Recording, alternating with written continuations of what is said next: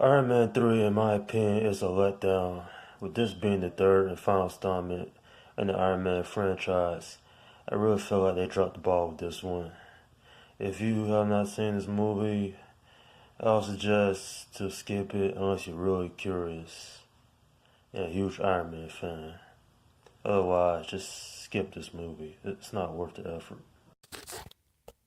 Taking place 6 months after the events of the Avengers, Tony Stark is suffering from post-traumatic stress disorder.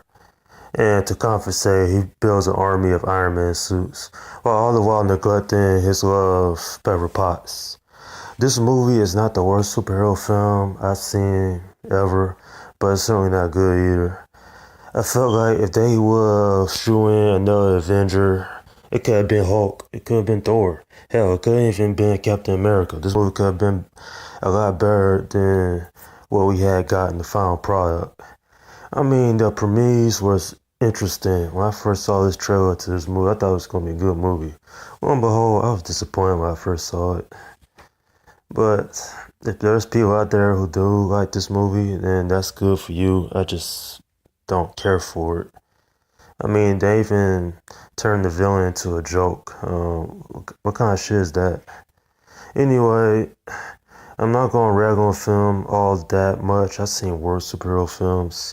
The positives is, of course, Robert Downey Jr. being Tony Stark. And he has some good action in the film. And the music's pretty good as well. I would certainly call this movie the weakest of the Iron Man films. It's just slightly worse than Iron Man 2. Not a horrible film, but it's mediocre at best.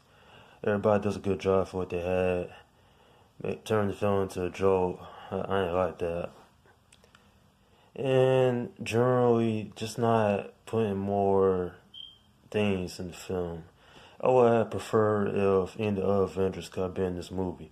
One thing I like about cinematic universes, you can put in superheroes in each other's films, and it works out well for the story. I feel like that could have been the case here, but that last wasn't meant to happen. Even some parts of the film is pretty funny, I have to say.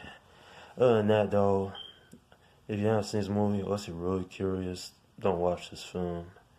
It's mediocre, and I wouldn't recommend it to anybody, unless you're a huge Iron Man fan. On a scale of 1 to 10, I'm giving this film a 6, only because it's slightly worse than Iron Man 2, but I don't think it deserves any lower than the score I give it, because I've seen worse superhero movies over the years, and this is in the middle of the pack. Not horrible, but not great either, just mediocre. Turning the Mandarin, who was a big villain in the comics, into a joke was pretty damn awful, if you ask me.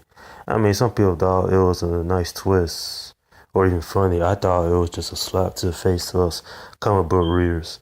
I mean, I don't know that much about Iron Man comics, but I know Mandarin is one of the biggest villains in the comics, and how could you mess that up?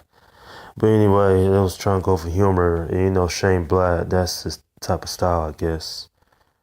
This film, it's close to being as bad as The Incredible Hulk, but it's slightly better than that movie. But on the other end, I felt like with this movie not being great as it could have been, it was a disappointment, especially the year it came out. I mean, it was a year after Avengers came out.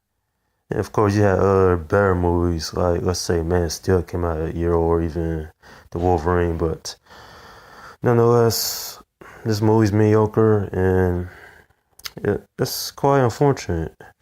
The only Iron Man film I really care about is the first one. But if you enjoy Iron Man 3, then that's great. To each their own. And that's my review of Iron Man 3. Leave your comments in the section below. Let me know what you think about this film. How you feel about that Mandarin twist that was in the movie? Did you enjoy it? Did you hate it? Or are you indifferent to it? A lot of people says that was a pretty good creative spot, but to me it was kind of stupid. The Mandarin could have been a real threat to the MCU, but they turned him to absolute joke.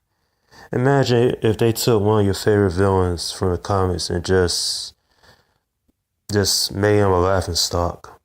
But nonetheless, I've seen, like I said before, worse superhero movies, and this film's not the worst out of the MCU. I already said before, it's slightly better than the Incredible Hulk, but then again, it's a little bit worse than Iron Man 2, but not by much. Like I said, everybody did a good job, and that's all you can hope for at the end of the day. This franchise could have been something interesting, but it is what it is. Okay, this is Slim Guy 172 saying, peace out.